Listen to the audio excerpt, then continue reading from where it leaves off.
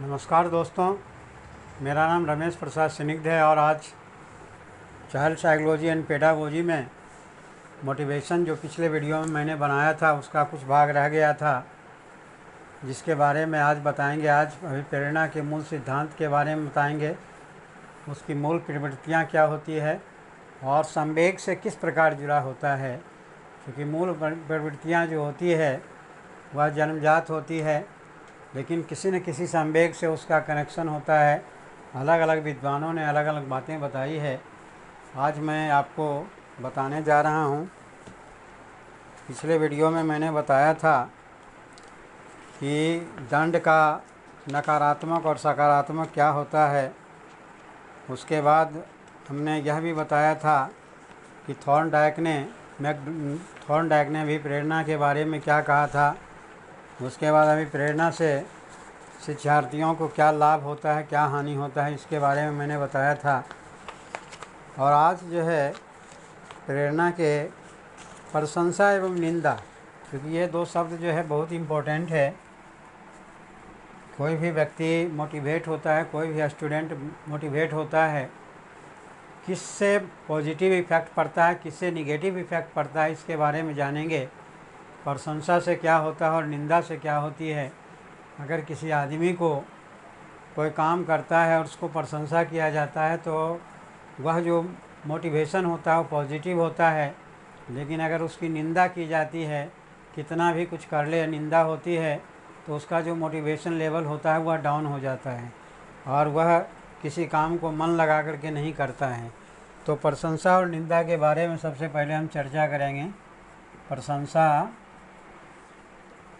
एवं निंदा।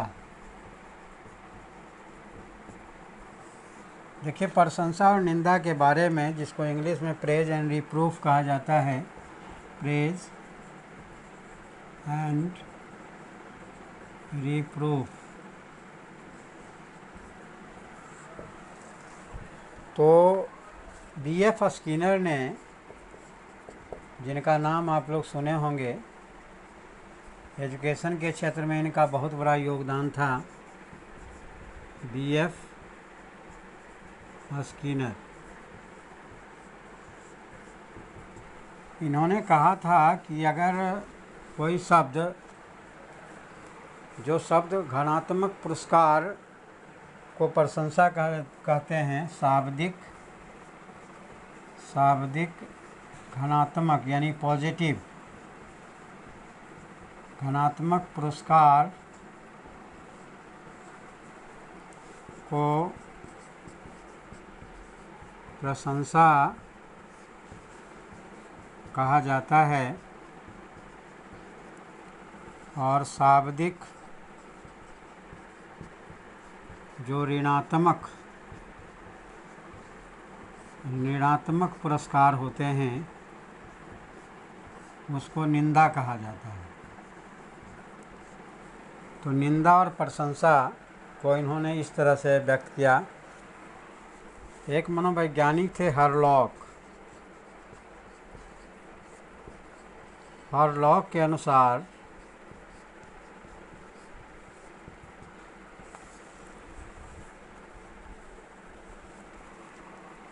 इन्होंने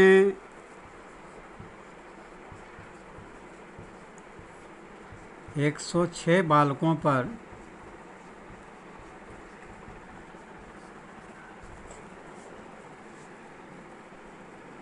चार समूह बनाकर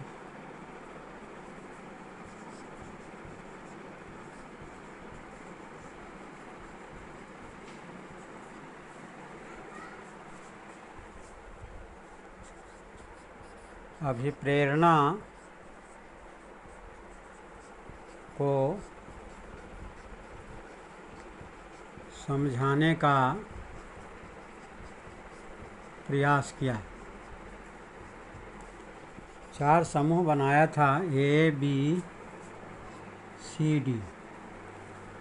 106 बच्चे को चार समूह में बांटा उन्होंने। लगभग 25-25 रखा था, 2 में 25-25 रखा और 2 में 27-27 बच्चे को रखा इस तरह से 106 बच्चे पर इन्होंने प्रयोग किया। इस प्रयोग के आधार पर ये 5 दिन तक लगातार उसको गणित के कुछ सवाल दिए। 5 दिन तक, 5 डेज तक 15 सवाल अंकगणित के इन्होंने दिया था। और उस समूह में इनकी जो एक्टिविटी रही, जैसे ए ग्रुप वाले बच्चे को इन्होंने, यह बिल्कुल नियंत्रित था, नियंत्रित समूह था, जिस पर शिक्षक द्वारा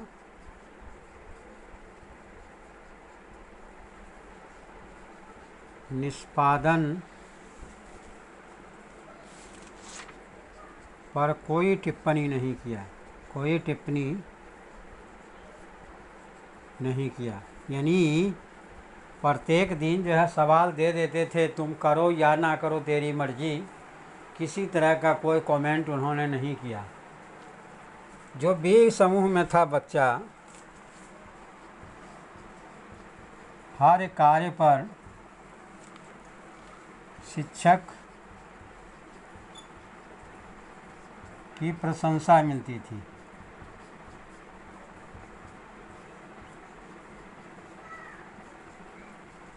इसमें बच्चा अगर काम किया है तो पर भी कुछ नहीं कहना, नहीं किया है तो भी कुछ नहीं कहना। ए ग्रुप वाले के साथ शिक्षक का ये व्यवहार था।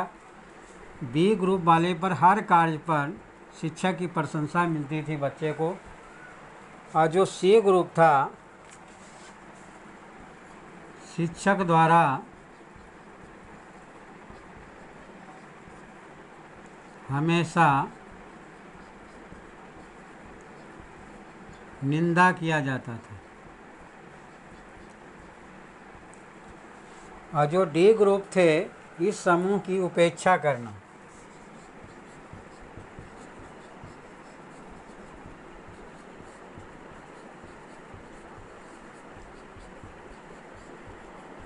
यानी उसको हीन भावना से देखना, अगर ये तो गले पचे हैं, ये कुछ कर ही नहीं सकते हैं, तो उसकी बराबर जो है उपेक्षा करना। जब 5 दिन तक लगातार किया गया और एक ग्राफ बनाया गया, ग्राफ जब आप देखेंगे तो आपको समझ में आ जाएगा कि कौन बच्चा प्रोग्रेस कर रहा है, कर सकता है, कौन नहीं कर सकता है। यह आपको क्लियर पता चल जाएगा। देखिए, ग्राफ के माध्यम से मैं स्पष्ट करना चाहता हूँ आपको। जब ग्राफ आप देखेंगे तो आपको अपने आप लगेगा कि देखिए क्या इफ़ेक्ट होता है मोटिवेशन का एजुकेशन में, शिक्षा के क्षेत्र में क्या इसका इफ़ेक्ट पड़ता है, क्या इम्पैक्ट होता है, वह आप जानेंगे तो पता चल जाएगा। यह ग्राफ है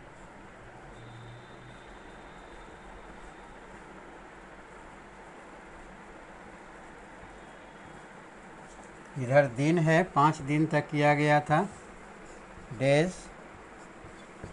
और इधर जो है औसत प्राप्तांक है, यानी एवरेज जो मार्क्स था 10, 12, 14, 16, 18। पहला दिन का जो मार्क्स था वह ये था। दूसरे दिन 10 नंबर था। तीसरे दिन और नीचे हो गया, चौथे दिन और नीचे हो गया, 5वें दिन ये रहा। यह जो ग्राफ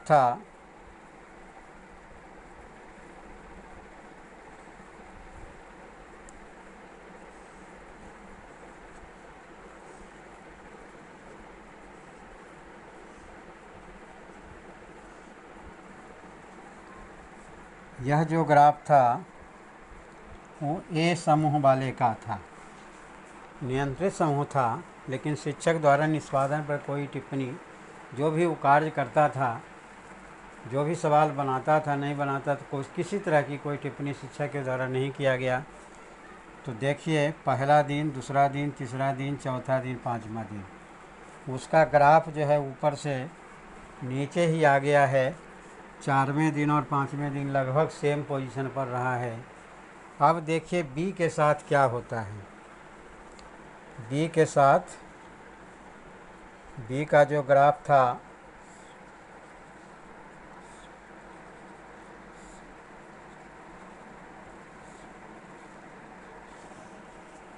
देखिए बी को बार बार शिक्षक के द्वारा प्रशंसा मिल रही थी, तो इसका प्रोग्रेस एकदम चरम सीमा पर है। यह होता है मोटिवेशन, जिसको पॉजिटिव मोटिवेशन कहा जाता है। देखिए सी का क्या हाल है, पहले बी का देखते हैं।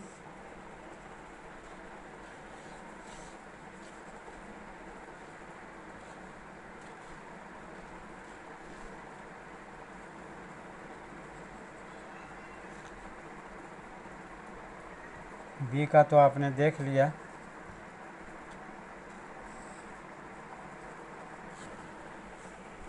यह सी का पोजीशन है। शिक्षक द्वारा हमेशा निंदा किया जा रहा था, तो बच्चा तो पर भी आगे बढ़ा, फिर पीछे हो गया। लेकिन फिर 5वें दिन उसको लगा कि कुछ ऐसा करें हम ताकि मेरी निंदा कम हो जाए, तो वह थोड़ा सा जंप किया है 5वें दिन, यानी यहाँ से शुरुआत हुआ है। अब डी वाले को देखिए। डी वाला जो है, डी को चूँकि इसको भी उपेक्षा की दृष्टि से देखा जा रहा था,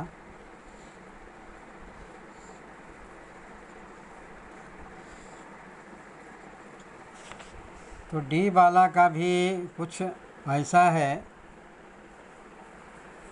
कि हल्का सा वह प्रोग्रेस किया है, लेकिन जहाँ शुरू में था पहला दिन, वहीं पर जाकर के पहुँच गया।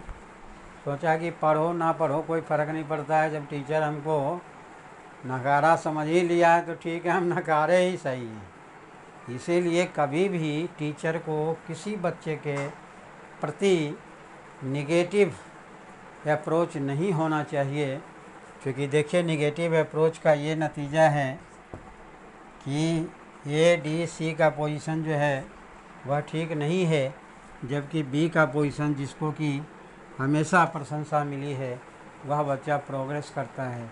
इसीलिए कोई भी चाहता, कोई भी व्यक्ति, चाहे मूर्ख से मूर्ख हो या कमज़ोर से कमज़ोर विद्यार्थी हो, वह भी अभी अपनी प्रशंसा चाहता है, और जब प्रशंसा उसे मिलती है, उसे पुरस्कार मिलता है, और घनात्मक पुरस्कार, पॉजिटिव पुरस्कार मिलता है, रिवार्ड मिलता है, अवार्ड मिलता है।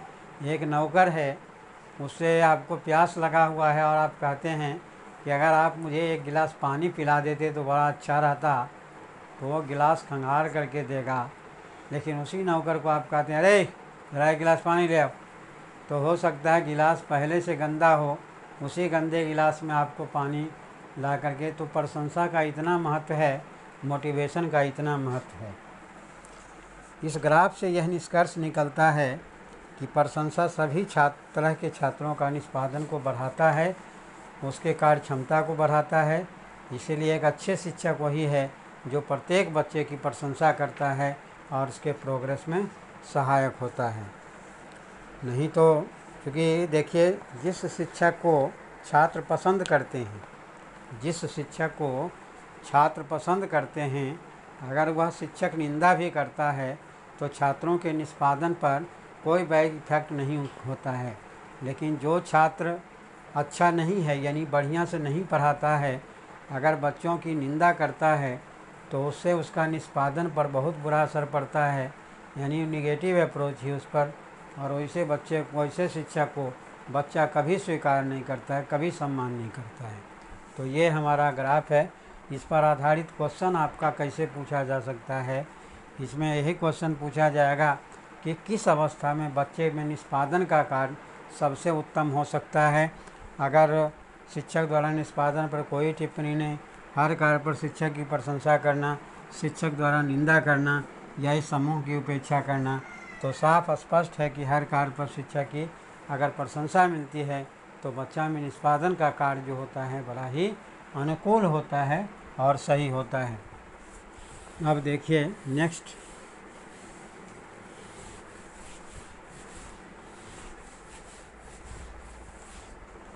नेक्स्ट है प्रगति तथा परिणाम का ज्ञान। नंबर 4 पॉइंट है प्रगति तथा परिणाम का ज्ञान। यह जो है प्रत्येक शिक्षक को होना चाहिए कि कैसे हम बच्चे को प्रगति कर सकते हैं, कैसे हम उसके परिणाम का इफेक्ट हम पर पड़ सकता है। तीसरा है पाँचवा पॉइंट है स्पर्धा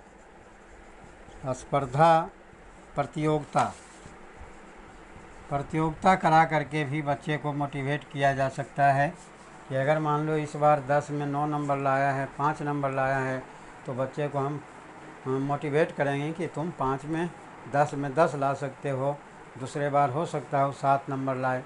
फिर और कहते हैं कि आप जो है 10 में 10 ला सकते हो, फिर वो 9 नंबर लाता है।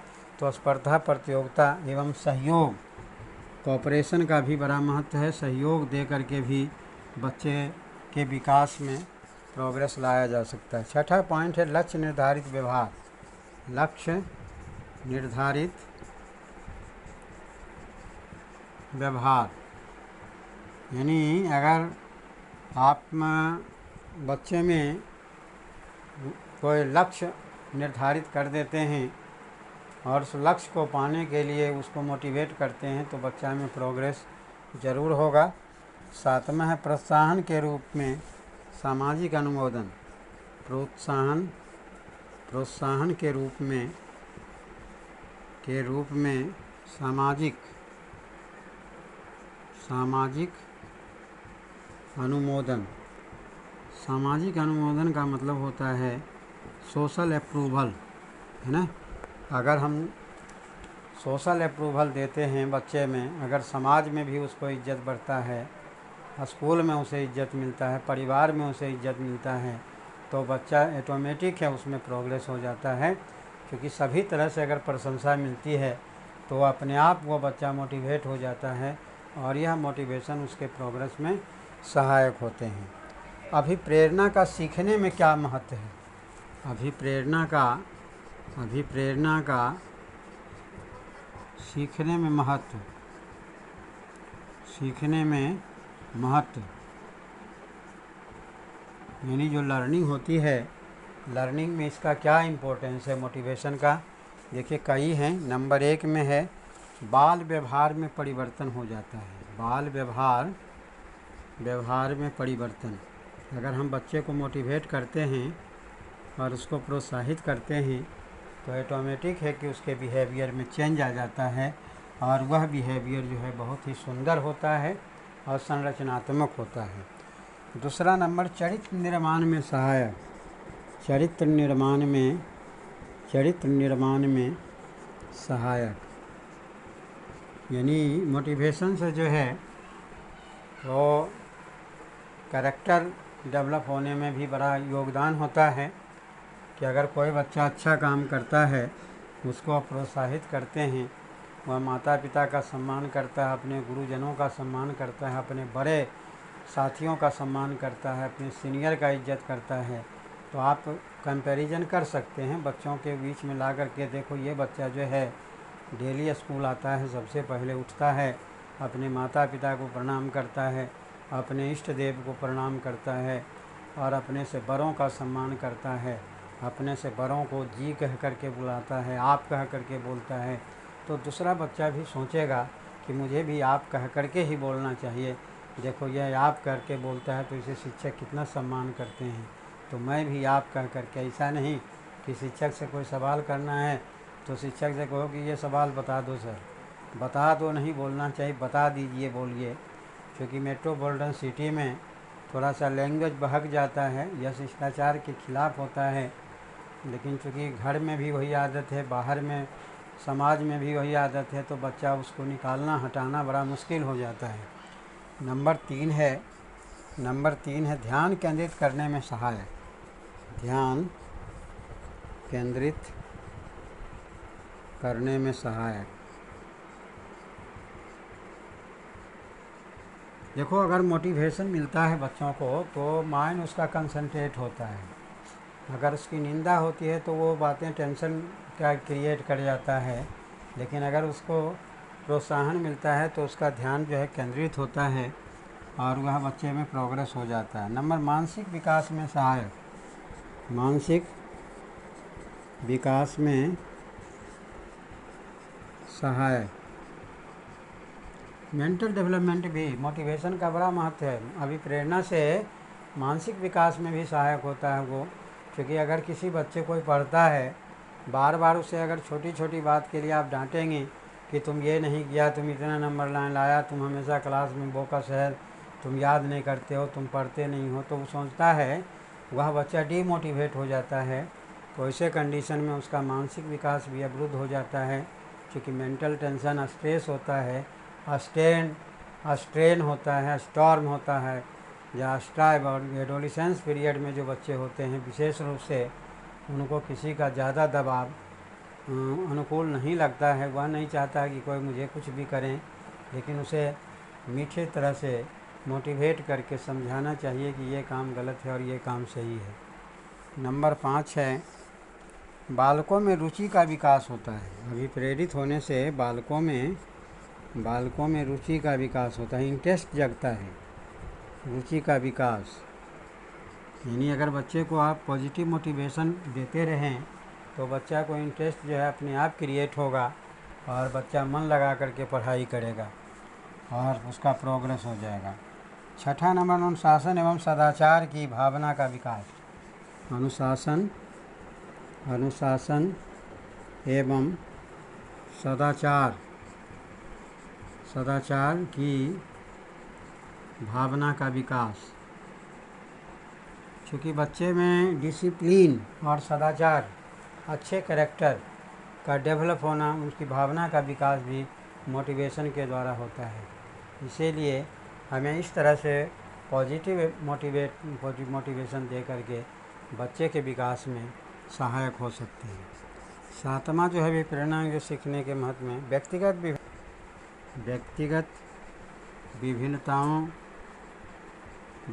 विभिन्नताओं के आधार पर प्रगति संभव। क्योंकि अलग अलग बच्चे का अलग अलग लेवल होता है, अलग अलग पारिवारिक पृष्ठभूमि होती है, अलग अलग सामाजिक दायरा होता है, उसी के अनुसार उसमें प्रोग्रेस हो सकता है। हम चाहेंगे कितना भी प्रयास कर लें कि सभी में एक ही तरह का मोटिवेशन होगा, यह संभव नहीं है। कुछ में मोटिवेशन बहुत तीव्र लेवल से होता है, कुछ में मोटिवेशन का कोई इफेक्ट नहीं पड़ता है। तो वह बच्चे के पारिवारिक पृष्ठभूमि पर डिपेंड करता है, उसका इंडिविजुअल डिफरेंसेस कई फैक्टर हैं जो मोटिवेशन को प्रभावित करते हैं। तो ये है अभिप्रेरणा का सीखने में महत्व। अब हम आते हैं अभिप्रेरणा के सिद्धांत के बारे में। 3-4 सिद्धांतें हैं जिस पर बहुत सारे क्वेश्चन पूछे जाते हैं एग्जाम में।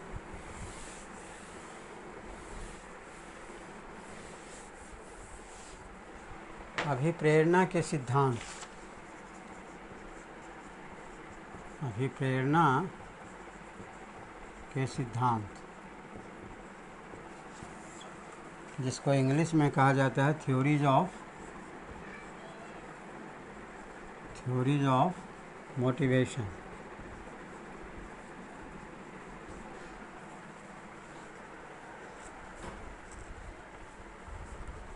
मानव व्यवहार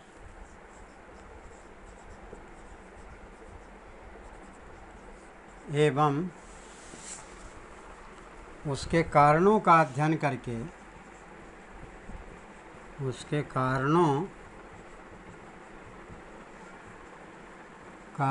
करके मनोवैज्ञानिकों ने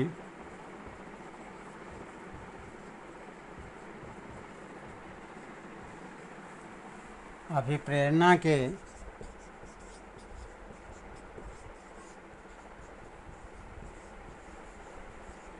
अनेक सिद्धांत दिए हैं। उसमें पहला जो सिद्धांत है अभिप्रेरणा का मूल प्रवृत्ति सिद्धांत, अभिप्रेरणा का मूल प्रवृत्ति सिद्धांत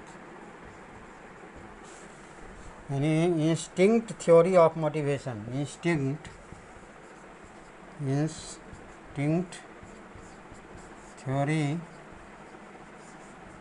ऑफ मोटिवेशन।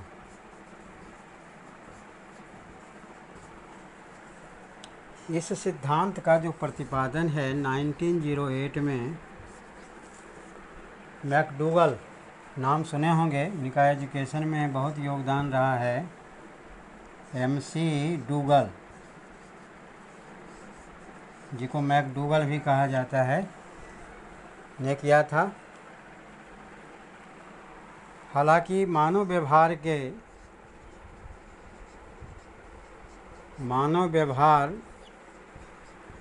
के बारे में सर्वप्रथम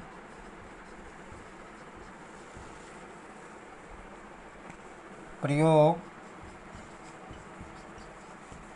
विलियम जेम्स ने किया था। विलियम जेम्स ने किया था, लेकिन उस पर काम जो है पूर्ण रूप से MC डूगल साहब ने किया, मैकडूगल ने किया, इसीलिए इनका नाम ज़्यादा आता है, ये गौण हो जाते हैं। लेकिन मानव व्यवहार के बारे में सर्वप्रथम प्रयोग विलियम जेम्स ने किया और इनके अनुसार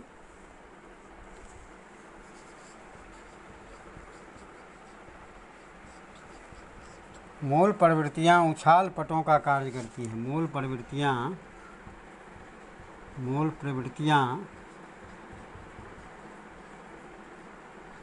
उछाल पटों, जिसको कहा जाता है स्प्रिंग बोर्ड की तरह कार्य करता है।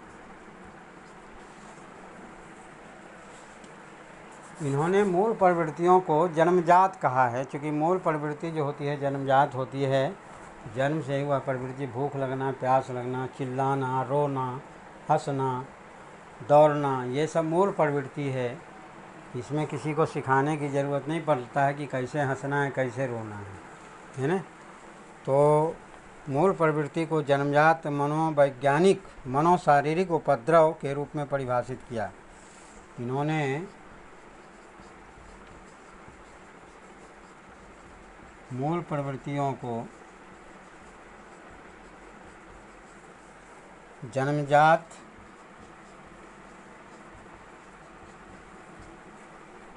मनोशारीरिक उपद्रव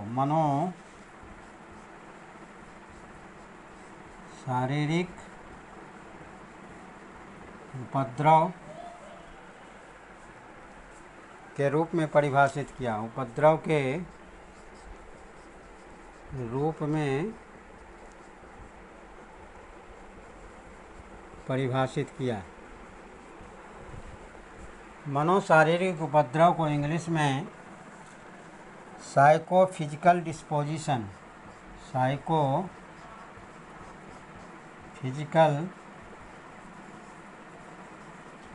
डिस्पोजिशन कहा जाता है।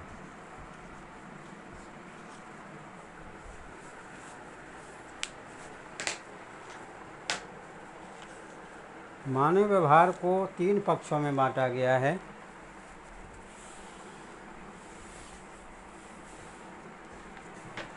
मानव व्यवहार को 3 पक्षों में बांटा गया है। पहला जो पक्ष है संज्ञान। संज्ञान का मतलब होता है जानना। जिसको इंग्लिश में कहा जाता है कॉग्निशन, और इसी से कॉग्निटिव डेवलपमेंट बना है, जिसको जीन पियाजेट ने दिया था सिद्धांत। दूसरा है भाव, जिसको महसूस करना कहते हैं, जिसको एफेक्शन कहा जाता है इंग्लिश में। और तीसरा जो है वह है चेष्टा करना, चेष्टा करना, जिसको कोनेशन कहा जाता है। तो मानव व्यवहार निम्नलिखित 3 पक्षों का अनुसरण करके किए जाते हैं। यही 3 पक्ष, एक संज्ञान है जानना, कॉग्निशन, दूसरा एफेक्शन, तीसरा कोनेशन। तो ये इस पर क्वेश्चन आपसे पूछा जाता है कि मानव को कितने पक्षों में बांटा गया, मानव के व्यवहार को कितने पक्षों में बांटा गया है। तो 3 है संज्ञान, दूसरा है भाव, तीसरा है चेष्टा, चेष्टा करना, प्रयास करना। मैकडूगल ने 14 मूल प्रवृत्तियों के बारे में बताया। मैकडूगल साहब इस पर, और संवेग से किस प्रकार अटैच है, इस पर क्वेश्चन पूछा जाता है। तो वह कौन सी प्रवृत्तियां हैं और संवेग से उसका क्या रिलेशन है, इसके बारे में आप जानेंगे, और उसी पर क्वेश्चन पूछा जाता है। मैकडूगल के अनुसार 14 मूल प्रवृत्तियां हैं। मैकडूगल के अनुसार 14 मूल प्रवृत्तियां हैं, जिसका किसी न किसी संवेग से संबंध है। देखिए इधर जो है हम मूल प्रवृत्तियां लिखते हैं और इधर संवेग लिखते हैं कि कौन मूल प्रवृत्ति है, उसका किस प्रकार का संवेग उससे उत्पन्न होता है। पहला जो है पलायन, जिसको इंग्लिश में एस्केप कहा जाता है। इस पलायन के द्वारा, पलायन जब होता है तो किस प्रकार के संवेग उत्पन्न होते हैं, जिसके कारण पलायन होता है, वह है भय, जिसको फियर कहा जाता है। जब कोई आदमी को कहीं डर लगता है, डरता है, तभी वह पलायन हो जाता है, भाग जाता है, लापता हो जाता है। तो इस संवेग के कारण यह होता है। दूसरा है युत्सा, युत्सा, जिसको कहा जाता है कॉम्बैट। इसके जो संवेग हैं वह क्रोध के कारण ऐसा होता है। क्रोध का मतलब एंगर। जब एंगर होता है तो इस मूल प्रवृत्ति के कारण ही क्रोध होता है। तीसरा है निवृत्ति, निवृत्ति जिसको रिपल्सन कहा जाता है। निवृत्ति के कारण घृणा जो संवेग है, घृणा उत्पन्न होती है, जिसको डिसगस्ट कहा जाता है। नंबर 4 है संतान कामना। संतान कामना जिसको पेरेंटल कहा जाता है। पेरेंटल, यह वात्सल्य के कारण, वात्सल्य, इसमें वात्सल्य, टेंडरनेस, वात्सल्य के कारण मूल प्रवृत्तियां संतान कामना है, और यह वात्सल्य जो है उसमें संवेग उत्पन्न होता है। नंबर 5 है शरणागति। शरणागति जिसको अपील कहा जाता है। इसमें जो संवेग उत्पन्न होते हैं वह करुणा, डिस्ट्रेस, करुणा हुआ, दया हुआ। नंबर 6 है काम वृत्ति। काम वृत्ति मूल प्रवृत्ति है सेक्स, और यह कामुकता के कारण होता है। इसमें संवेग जो उत्पन्न होता है कामुकता, जिसको लस्ट कहा जाता है। 7वां नंबर है जिज्ञासा। ये मूल प्रवृत्ति है, जिसको क्यूरियोसिटी कहा जाता है। और यह जो क्यूरियोसिटी होता है वह आश्चर्य के कारण ऐसा होता है, जिसको इंग्लिश में वंडर कहा जाता है। नंबर 8 में है दैन्य। जिसको इंग्लिश में कहा जाता है सबमिशन। इसमें जो संवेग जिसके कारण होता है आत्महीनता, जिसको इंग्लिश में निगेटिव सेल्फ फीलिंग कहा जाता है। Negative self feeling. इसके बाद है 9 नंबर में गौरव, जिसको इंग्लिश में असर्शन कहा जाता है। इसमें जो संवेग उत्पन्न होता है आत्माभिमान, आत्माभिमान, जिसको कहा जाता है पॉजिटिव फीलिंग। 10 नंबर में जो मूल प्रवृत्तियां हैं वह है सामूहिकता।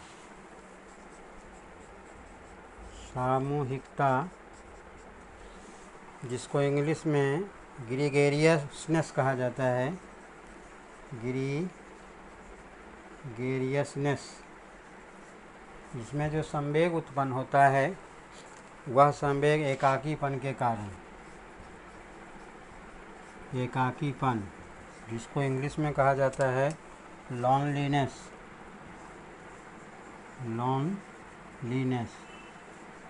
जब एकाकीपन में रहता तभी वह सामूहिकता।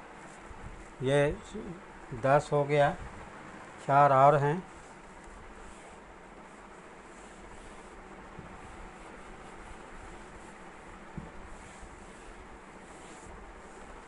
मूल प्रवृत्तियाँ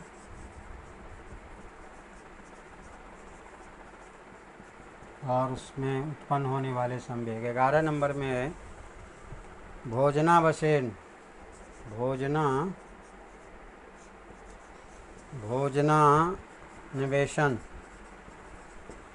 जिसको इंग्लिश में कहा जाता है फूड सीकिंग। जिसके द्वारा जो संवेग उत्पन्न होता है वह भूख एक प्रकार का संवेग है। हंगर। प्यास भी एक प्रकार का संवेग है। भूख, प्यास, क्रोध भी एक प्रकार का इमोशंस हैं। गुस्सा एक प्रकार का इमोशन है। प्रेम भी एक प्रकार का इमोशन है। कई तरह के इमोशंस होते हैं। 12 नंबर है संग्रहण, जिसको एक्वेसिजन कहा जाता है। यह स्वामित्व के कारण ऐसा होता है। स्वामित्व भी एक प्रकार का संवेग है ना, ऑनरशिप। जब स्वामित्व संवेग उसमें रहेगा, उत्पन्न होगा, जब संग्रहण की प्रवृत्ति होगी। संग्रहण जमा करने की जो प्रवृत्ति होती है उसमें जो संवेग उत्पन्न होता है वह संवेग स्वामित्व का होता है, ऑनरशिप का होता है। नंबर 13 है रचनात्मकता, जिसको कहा जाता है कंस्ट्रक्शन। यह जो है कीर्ति भाव के कारण होता है। कीर्ति भाव यह भी एक प्रकार संवेग है क्रिएटिव, क्योंकि सभी में क्रिएटिविटी नहीं होती है। कुछ क्रिएटिव माइंड के होते हैं, जैसे कोई कविता लिख देता है, कोई कहानी लिख देता है, या कोई चीज़ बना देता है जो अजीबोगरीब टाइप का होता है। तो यह जो है संवेग के कारण उत्पन्न होता है। इसके बाद है नंबर 14 में है हास जो है लाफ्टर। क्योंकि यह मूल प्रवृत्ति होता है और यह तभी उत्पन्न होता है जब आमोद, आमोद का मतलब होता है एम्यूजमेंट, जब आदमी आनंद का अनुभव करता है तभी हंसता है। तो हंसना, रोना, गाना, उठना बैठना यह मूल प्रवृत्ति है। इसको किसी को हंसने के लिए सिखाया नहीं जाता है, रोने के लिए सिखाया नहीं जाता है, मूल प्रवृत्ति है। किसी बच्चे को, छोटे बच्चे को अगर आप चिमटी काटेंगे तो रोएगा ही, है ना, उसके बाल खींचेंगे तो रोएगा, क्योंकि उसकी मूल प्रवृत्ति है। बच्चा जब जन्म लेता है तो रोना शुरू करता है। जब तक बच्चा रोता नहीं है तब तक उसके परिवार वाले घबरा जाते हैं कि पता नहीं इसकी आवाज़ है कि नहीं है, इसके कंठ में स्वर है कि नहीं है, वोकल चेक है कि नहीं है। तो बड़ा परेशान हो जाते हैं, क्योंकि रोना जो है मूल प्रवृत्ति है। तो रोना, हंसना यह जो है मूल प्रवृत्ति है, जिसका हरासमेंट जो है कई कारणों से होता है।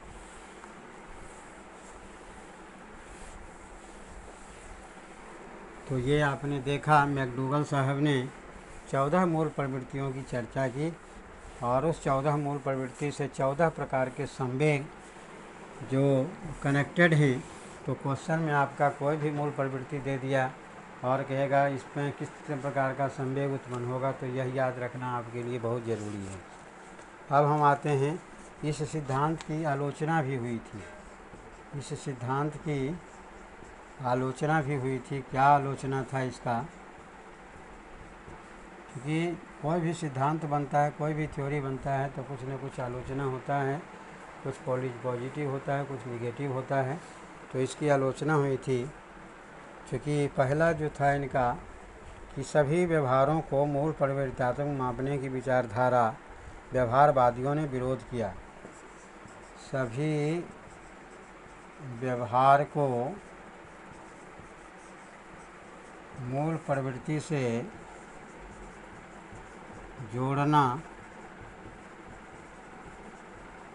उचित नहीं है।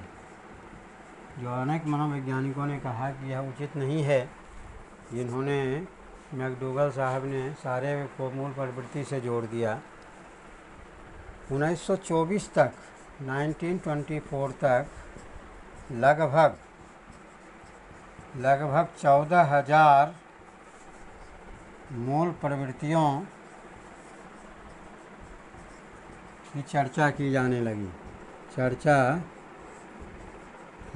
लगी, जिसके बारे में कोई भी विद्यार्थी को जानना असंभव जैसा लगने लगा। क्योंकि 14,014 में दिक्कत हो रही है, 14,000 तो बहुत बड़ी चीज़ होती है, जो अपने आप में समस्या उत्पन्न करने वाली थी, जो अपने आप में समस्या उत्पन्न करने वाली थी। इसीलिए भी इसका शिकायत हुआ। नंबर, यह तो पहला सिद्धांत, उसके आलोचना भी हो गया। अब दूसरा सिद्धांत जो था अभिप्रेरणा का आवश्यकता का सिद्धांत। अभिप्रेरणा के आवश्यकता का सिद्धांत। देखो, शुरू में ही जब हम अभिप्रेरणा की परिभाषा बता रहे थे, उसी समय हमने बताया कि कोई भी व्यक्ति अभिप्रेरित तभी होगा जब उसे चीज़ की ज़रूरत होगी। जब आदमी को भूख लगेगा तभी खाना खाएगा, जब प्यास लगेगा तभी पानी पिएगा, और उसे जीवन में कुछ करना है, आगे बढ़ना है, तभी वह अभिप्रेरित होगा, मोटिवेट होगा। अदरवाइज वह क्यों मोटिवेट होगा? तो अभिप्रेरणा की आवश्यकता का सिद्धांत है। इसका प्रतिपादन 1954 में अब्राहम मैस्लो ने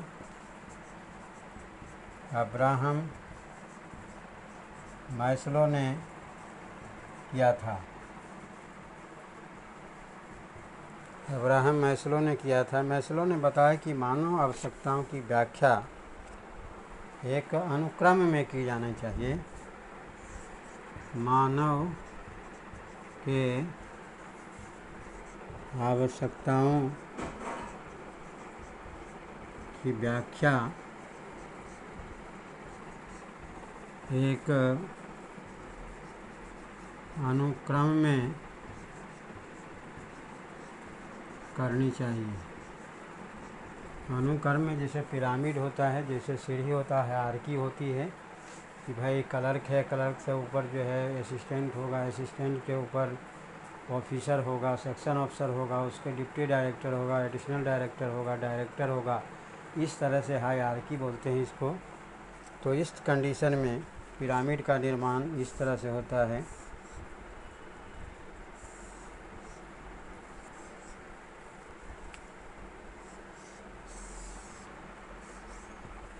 जैसे आप सिद्धि की आवश्यकता सर्वश्रेष्ठ फल माना जाता है, आत्म सिद्धि की आवश्यकता सबसे टॉप लेवल में, सम्मान की आवश्यकता दूसरे नंबर में। आदमी ये जब सम्मान पाना होता है तभी वह मोटिवेट होता है। तीसरा है सामाजिक आवश्यकता।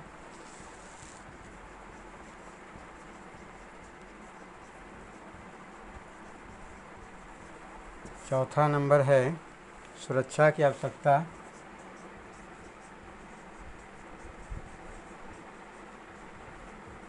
सुरक्षा की ज़रूरत पड़ती है तभी मोटिवेट होता है। फिर सबसे नीचे है शारीरिक आवश्यकता।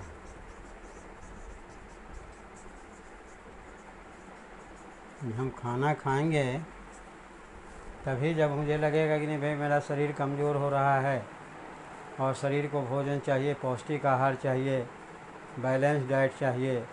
शरीर कमज़ोर हो रहा है तो इसको एक्सरसाइज चाहिए, या शरीर मोटा हो रहा है, जब तक डॉक्टर सलाह नहीं देता है।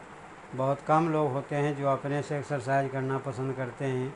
जब उसको डॉक्टर नहीं कहे कि भाई तुमको पैदल चलना ज़रूरी है, मॉर्निंग वॉक ज़रूरी है, तब तक वो पैदल नहीं चलेगा। 100% लोग जानते हैं कि टहलना स्वास्थ्य के लिए लाभदायक है, लेकिन 5% लोग भी पार्क में नहीं जाते हैं या फिजिकल एक्सरसाइज या फिजिकल वर्क नहीं करते हैं। तो यही चीज़ें हैं, जब डॉक्टर कहती है तब करता है। तो उसी तरह से ये जो है 5 स्टेजेज हैं। शारीरिक आवश्यकता सबसे पहले नंबर में, सुरक्षा की आवश्यकता होती है, सामाजिक आवश्यकता होता है, सम्मान की आवश्यकता, आत्म सिद्धि की आवश्यकता सबसे टॉप क्लास में ये होता है। तो अभी प्रेरणा का आवश्यकता का सिद्धांत इसी सीढ़ी के आधार पर व्याख्या इसकी की गई है।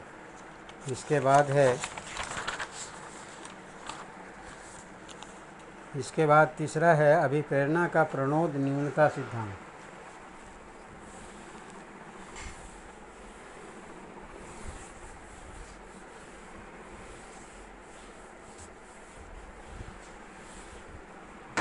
अभिप्रेरणा का तीसरा जो सिद्धांत है, अभिप्रेरणा का प्रणोद न्यूनता का सिद्धांत।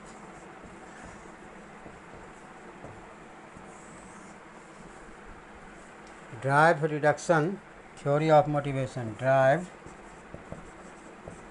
Reduction theory of motivation.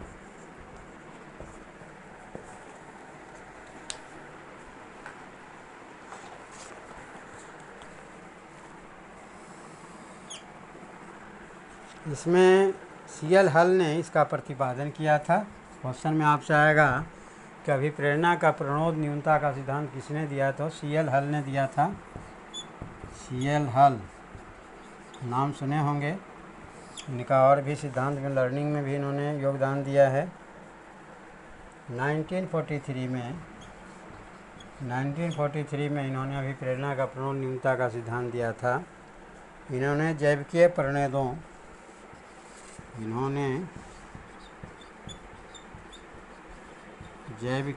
प्रणोदों जैसे भूख, प्यास, नींद, काम पर अधिक बल दिया।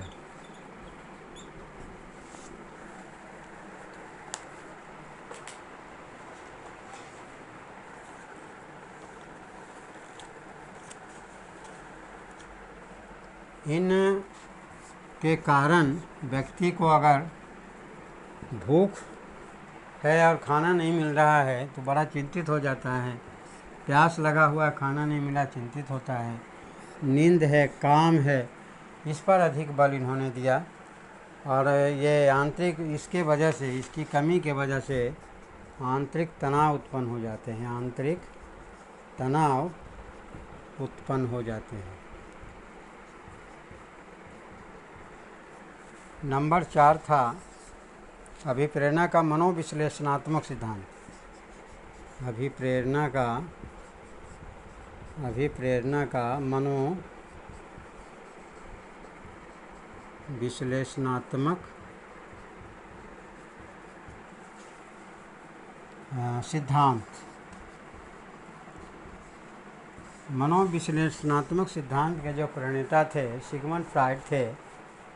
इसके प्रणेता सिगमंड फ्राइड, नाम सुने होंगे। इनका भी एजुकेशन के क्षेत्र में बहुत बड़ा योगदान हो रहा है। इन्होंने व्यवहार के अभिप्रेरकों की ओर मनोवैज्ञानिक का ध्यान आकर्षित किया। व्यवहार के अभिप्रेरकों की ओर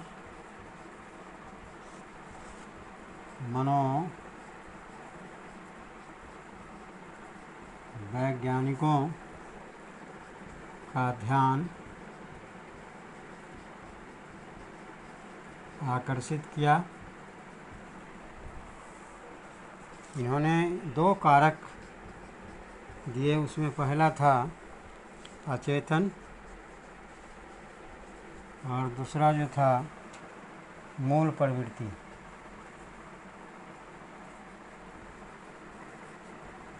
अचेतन मस्तिष्क, जिसको अचेतन को अनकॉन्शियस कहा जाता है। इन्होंने माइंड को 3 भागों में बांटा था, एक कॉन्शियस, एक अनकॉन्शियस और एक सब कॉन्शियस। अर्धचेतन, चेतन और अचेतन, ये 3 तरह के मस्तिष्क होते हैं जिसके अनुसार आदमी काम करता है। और वह काम जो है कहीं न कहीं उसके मूल प्रवृत्तियों से जुड़ी होती है। तो यह मनोविश्लेषणात्मक सिद्धांत जो है सिगमंड फ्राइड के द्वारा दी गई। और मूल प्रवृत्ति में एक होता है जीवन मूल प्रवृत्ति। मूल प्रवृत्ति के बारे में इनका जो सिद्धांत था, नंबर 1 में था कि जीवन मूल प्रवृत्ति, और दूसरा था मृत्यु मूल प्रवृत्ति। इसी पर इन्होंने चर्चा की थी कि आदमी जब जन्म लेता है तो मरना भी निश्चित है, लेकिन कुछ चूँकि जन्म लेना जिसे मूल प्रवृत्ति है, उसी तरह से मृत्यु भी मूल प्रवृत्ति है। इस पर इन्होंने जोर दिया था। और जैसे इन्होंने सकारात्मक कार्य को जीवन मूल प्रवृत्ति में माना और विनाशात्मक कार्य को जो है मृत्यु मूल प्रवृत्ति में बांटा। तो अभी प्रेरणा में इतना ही है आपको पढ़ना, जो कि आपके सीटेट के एग्ज़ाम दे रहे हों या DSSB के एग्ज़ाम की तैयारी कर रहे हों या अन्य स्टेट के एग्ज़ाम की तैयारी कर रहे हों जिस टीचर के लिए, तो यह जो है आपका अभिप्रेरणा से रिलेटेड इतनी जानकारी आपको हेल्प करेगा। और अगर आपको ये वीडियो अच्छा लगा तो आप इसे लाइक करना ना भूलें, और अगर आप नए हैं तो सब्सक्राइब ज़रूर करें। Thank you for watching this video. Next video के साथ फिर मिलेंगे अगले दिन।